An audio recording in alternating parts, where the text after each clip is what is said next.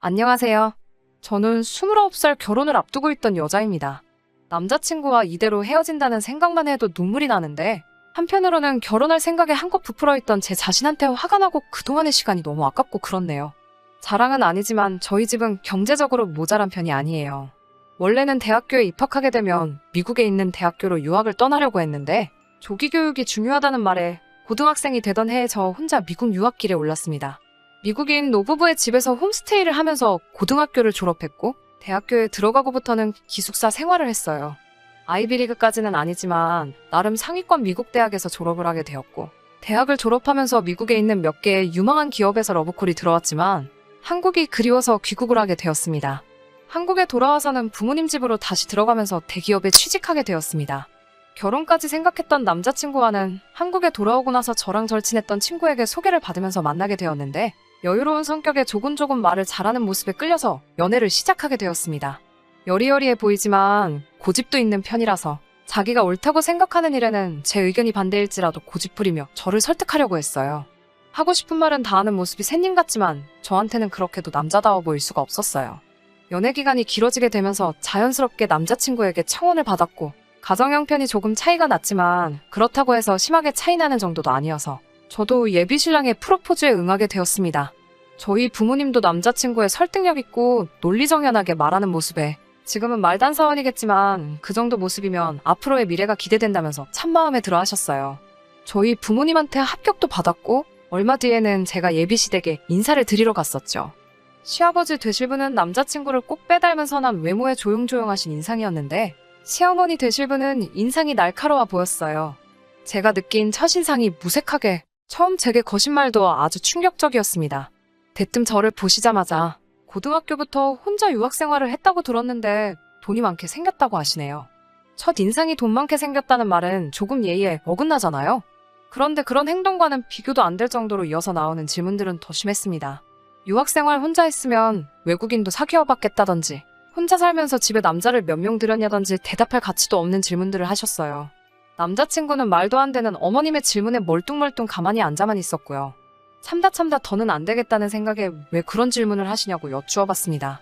기분은 상했지만 최대한 예의를 갖춰서 질문을 했는데 돌아오는 대답도 아주 가관이었습니다.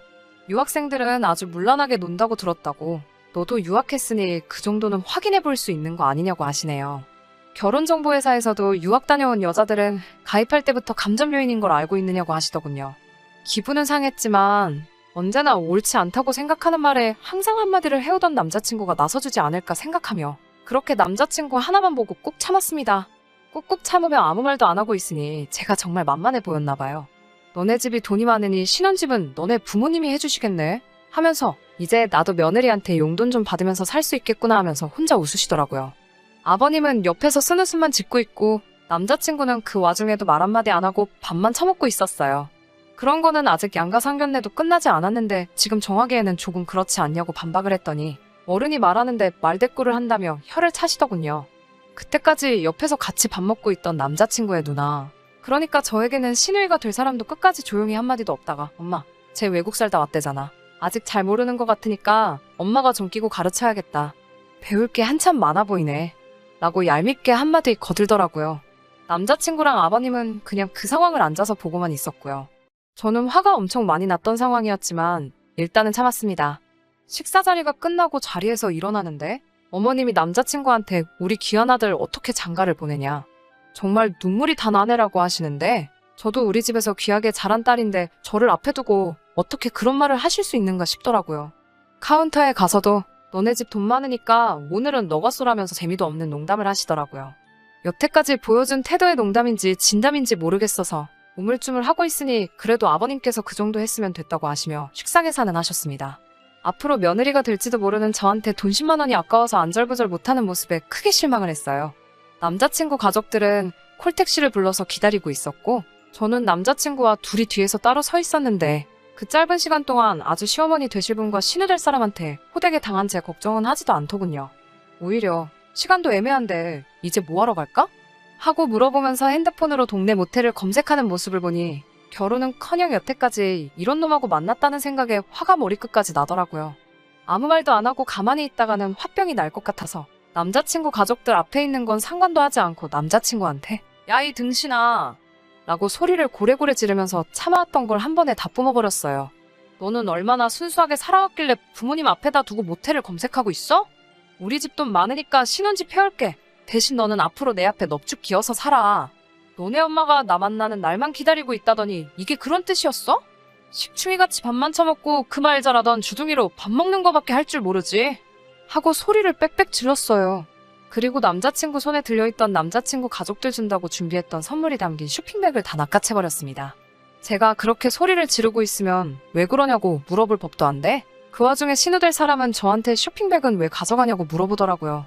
그래서 이런 집구석에 선물 주는 거가 아까워서 환불받으려고 한다고 대답을 했더니 끝까지 무례한 행동에 사과할 생각은 안 하고 줬다 뺏는 게 어딨냐고 예의가 없다고 어이없어 하네요.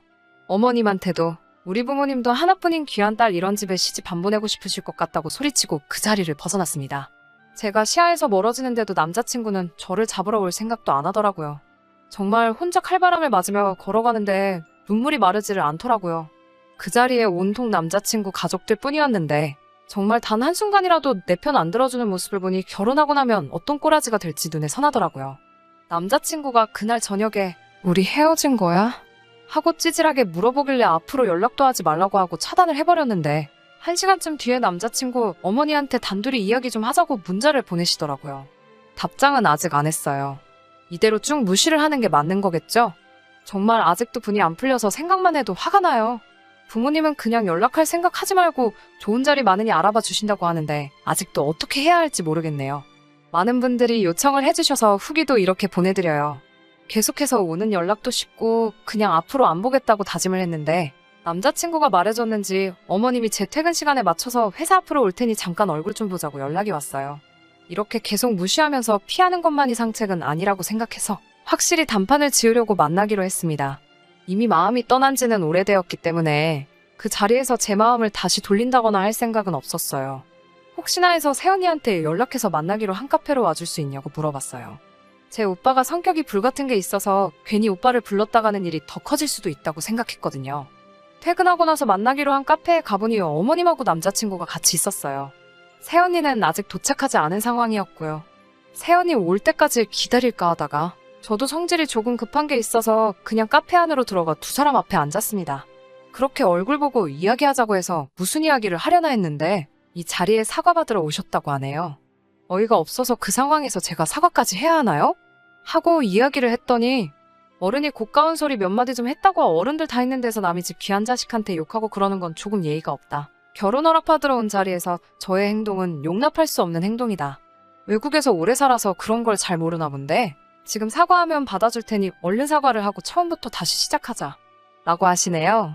본인이 한 말이 듣기 싫은 소리일 수도 있겠지만 틀린 소리 하나도 없다고 하시며 또 그 결혼정보업체에서 유학 다녀온 여자가 감점 요인이란 걸 알고나 있느냐며 그래도 우리 아들이 너랑 결혼하고 싶다고 하니 아들 얼굴 봐서 한 수 접어주고 결혼 전에 행실이 어땠는지 알아보고자 한 말인데 그걸 가지고 그러는 걸 보니 문란하게 살아온 게 맞으니 제가 속으로 찔려서 그러는 게 아니냐며 저의 태도를 보니 어떻게 몸을 굴렸는지 안 봐도 뻔하다고 하십니다.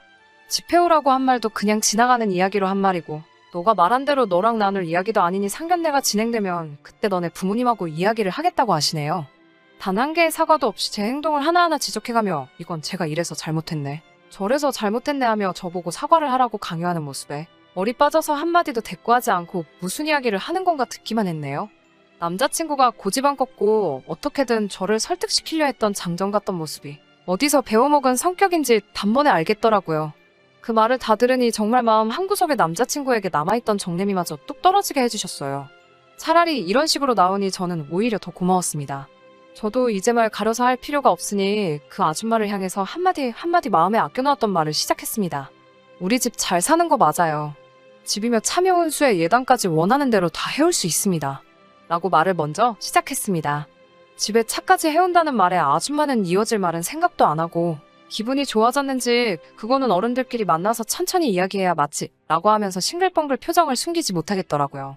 그 반응에 저는 하지만 우리 부모님 만날 일은 앞으로 없을 테니 집이며 원하는 거 전부 다 해올 수 있는 며느리는 다른 데서 찾으셔야겠다고 말해줬어요. 우리 부모님이 집안 형편 차이 나는 사위까지는 좋게 좋게 이해해 주시려고 했는데 학벌 차이 나고 못 배워먹은 사위는 보기 싫다고 하신다고 착하기라도 하면 데려다 살겠는데 어머니 꼬라지를 보니 가정교육도 제대로 못 받은 것 같아서 이대로 끝내는 게 맞겠다고 하셨다고요. 사과를 할 건 제가 아니고 그날 무례한 질문을 한 아줌마가 저한테 사과를 하는 게 맞고 이런 말 하려고 부른 거면 피차서로 시간 낭비한 것 같으니 저는 이만 돌아가 보겠다고 했어요. 한참 실랑이를 하면서 원성이 높아지기는 했지만 별다른 사건은 없었습니다. 남자친구는 어느 쪽 편을 들어야 할지 몰라서 가만히 있었다고 하네요. 어머님이랑 저랑 실랑이하는 중간에 남자친구가 저랑 헤어지기 싫다고 그냥 어머니한테 사과드리고 처음부터 새로 시작하자고 하는데 어이가 없어서 헛소리하지 말라고 쏘아붙이고 자리에서 일어나 버렸습니다. 그랬더니 아줌마가 저한테 결혼이 장난이냐고 이렇게 별것도 아닌 걸로 삐쳐서 헤어질 거였으면 애초에 결혼한다고 인사는 왜 왔냐고 제가 이제 엎드려 빌어도 우리 아들이랑은 더 이상 만나지 못하게 할 거라며 더는 연락하지 말라고 하더라고요. 그 말에 남자친구를 향해서 들었지? 찌질하게 밤마다 연락해서 매달리지 마. 그리고 아까 다른 여자 찾으라는 말은 취소할게. 남의 집 귀한 딸 데려다가 피 말려 죽게 하지 말고 니네 엄마랑 둘이서 평생 살아. 라고 쏘아붙이고 자리에서 떠나는데 남자친구가 제 팔을 확 낚아채버렸네요. 제 팔을 낚아챈 손을 저희 오빠가 갑자기 등장해서 떼어내버리고 저를 데리고 나갔습니다. 언제 왔는지 새언니가 오빠를 데리고 와 있었고 멀찍이 앉아서 상황을 지켜봤다고 하네요. 저 혼자 잘하고 있는 것 같아 개입은 하지 않았고 유사시에 상황만 대비하고 있었다고 합니다. 오빠가 이미 인상을 팍 쓰고 얼굴이 잔뜩 울그락불그락 해져 있으니 아줌마도 전 남자친구도 그 앞에서 아무 말도 못하고 쩔쩔매고만 있었어요. 하고 싶은 말도 다 했는데 아무 말도 못하는 두 사람 그런 꼬라지를 보니 이젠 눈물도 안 나고 오히려 속이 다 후련하고 통쾌하더라고요. 부모님은 그냥 좋은 경험했다 치고 아직 저도 나이가 어리니 똥차가 지나가면 벤츠가 올 거라고 조급하지 말고 젊음을 더 즐기라고 하시네요. 혹시 모를 상황에 대비해 지금은 오빠와 새언니네 집으로 들어가서 오빠랑 같이 출근하고 있습니다. 다행히 그 뒤로 아무런 연락도 없고 마주치지도 않으니 잘 끝난 것 같습니다. 사람 보는 눈이 없던 제가 멍청했지만 정말 이제 와서 생각해보니 결혼하기 전에 그렇게 깽판을 쳐준 그 아줌마한테 고마울 따름입니다. 결혼을 해버렸으면 빼도 박도 못 해버릴 뻔했는데 어떻게 보면 새 출발할 수 있게 저를 도와준 거나 다름이 없으니까요. 그래도 오랫동안 만났고 사랑했던 건 진심이니 당분간 마음 한구석만큼은 허전하겠지만 아무리 생각해봐도 이젠 슬픈 것보다 어이없는 기분이 더 크네요. 여러 사람들 말처럼 똥차는 이미 지나갔으니 언젠가 나타날 벤츠를 기다리면서 저는 제가 하던 일이나 열심히 하면서 미래를 준비해야겠어요. 끝까지 들어주셔서 감사합니다. 오늘의 사연은 여기까지입니다. 구독과 좋아요, 알람 설정 부탁드리고 더 좋은 사연으로 다시 찾아뵙겠습니다. 감사합니다.